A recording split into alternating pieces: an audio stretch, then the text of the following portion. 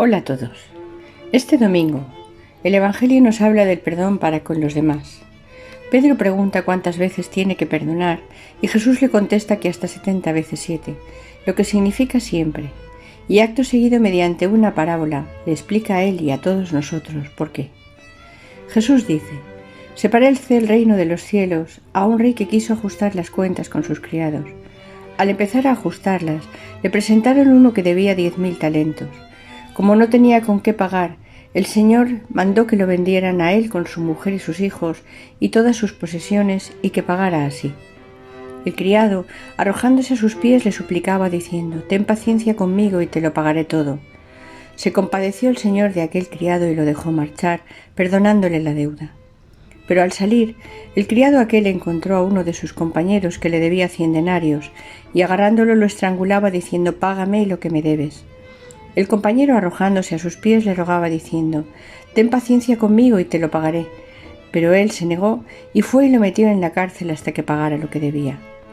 Sus compañeros, al ver lo ocurrido, quedaron consternados y fueron a contarle a su señor todo lo sucedido. Entonces el Señor lo llamó y le dijo: siervo malvado, toda aquella deuda te la perdoné porque me lo rogaste. ¿No debías tú también tener compasión de tu compañero como yo tuve compasión de ti? Y el Señor, indignado, lo entregó a los verdugos hasta que pagara toda la deuda. Lo mismo hará con vosotros mi Padre Celestial si cada cual no perdona de corazón a su hermano. ¿Qué nos quiere decir Jesús con esto? Pues que cualquier cosa que debamos perdonarnos mutuamente es bien poco comparado con la magnitud de lo que debemos a Dios y todo lo que Él nos perdona, ya que 10.000 talentos es una cantidad inmensa, puesto que un talento equivalía a más de 20.000 gramos de plata, mientras que 100 denarios es el equivalente a unos 400 gramos. Sin embargo, para entender esto, es necesario recuperar la conciencia de lo que es el pecado, de la que el mundo actual se ha alejado tanto. Pero empecemos por entender qué significa el perdón. El perdón es algo más que ignorar o tratar de olvidar la ofensa recibida. El perdón cuesta algo al que perdona, porque tiene que restaurar, curar en su interior el daño recibido.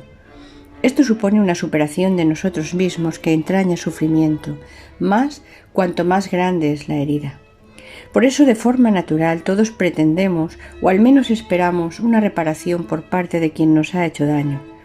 Pero lo cierto es que esto nos lleva a una cadena de agravios y de decepciones en la que el mal de la culpa crece de continuo y se hace cada vez más difícil de superar, por lo que es necesario perdonar para poder romper de alguna manera esta cadena. Pero Jesús nos dice que hay más. El nuestro no es un Dios que juzga desde las alturas, sino el Dios que entra en nuestras vidas y perdona porque nos ama. Nosotros debemos perdonar sobre todo porque estamos en deuda con este Dios que nos ama, de quien hemos recibido todo y espera de nosotros para con los demás la misma respuesta de amor que nosotros recibimos de Él. Cuando no perdonamos, a quien herimos por encima de todo es a Dios, porque destruimos aquello que Dios más ama, a sus hijos, entre los que estamos nosotros mismos y aquellos a quienes no perdonamos. Lo único que nos puede ayudar a cauterizar verdaderamente nuestras heridas, a perdonar y a restaurar como si nada hubiera pasado, es situarnos frente a la bondad de Dios que se manifiesta en la cruz de Cristo. Ante Él, en el encuentro con su palabra y su persona, descubrimos la verdad de nosotros mismos y lo precario de nuestra fidelidad, es decir, nuestro pecado, y el contraste entre este y la increíble sobreabundancia de confianza y atención de Jesús para con nosotros.